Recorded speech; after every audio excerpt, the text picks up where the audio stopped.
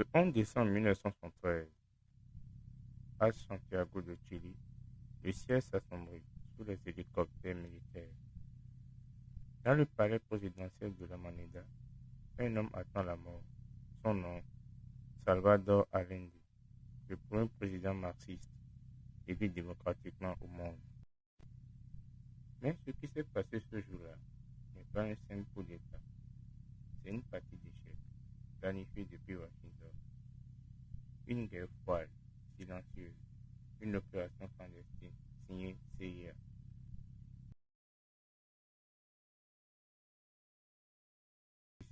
Le Chili bascule. Allende, médecin, socialiste, pacifiste, est élu président.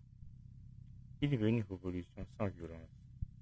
Il nationalise des mines de cuivre, redistribue des terres, donne du pouvoir aux ouvriers. Pour les pauvres, c'est une autre nouvelle.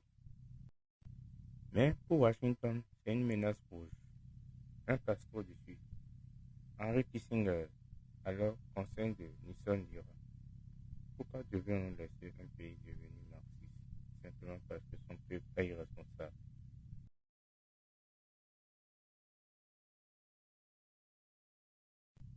Dès 1970, avant même l'investiture d'Hollande, la CIA lance le projet Public, aussi appelé FAB 2.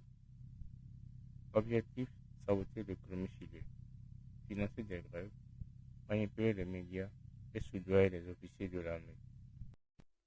La CIA injecte des millions de dollars. Elle finance El Mercurio, le plus grand journal du Chili. Elle sème la peur.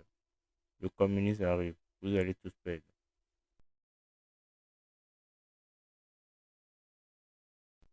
En 1972, l'économie chilienne suffoque. Les États-Unis bloquent les crédits internationaux. Les camions cessent de rouler.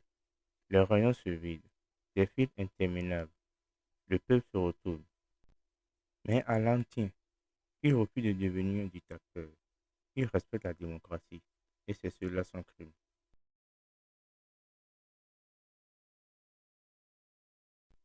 Le 11 septembre 1973, l'armée passe à l'action. Tanks, avions, soldats. Le général Augusto Pinochet, qu'Alain croyait royal, prend le pouvoir. Le palais bombardé. Alain refuse de fuir. Il prononce un ultime discours: je paierai de ma vie la loyauté du peuple.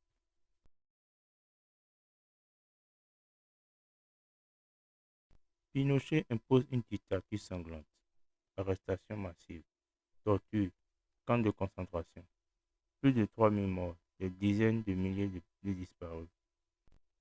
Mais pour les États-Unis, c'est une victoire.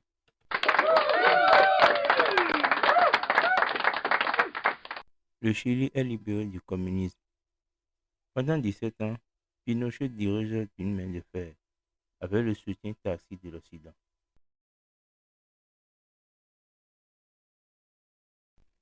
Aujourd'hui encore, le coup d'État de 1973 reste une plaie ouverte. Les documents déclassifiés prouvent la responsabilité directe de la CIA. Et pourtant, aucune excuse officielle n'a jamais été prononcée. Hollande est devenu un symbole, celui d'un homme qui a préféré mourir libre que vivre à genoux, celui d'une démocratie étranglée par une guerre invisible. L'histoire du Chili est celle d'un peuple trahi, d'un président sacrifié et d'un empire qui, au nom de la guerre froide, a redessiné le destin d'une nation. Souvenez-vous, parce que l'oubli, c'est la victoire de ceux qui manipulent l'histoire.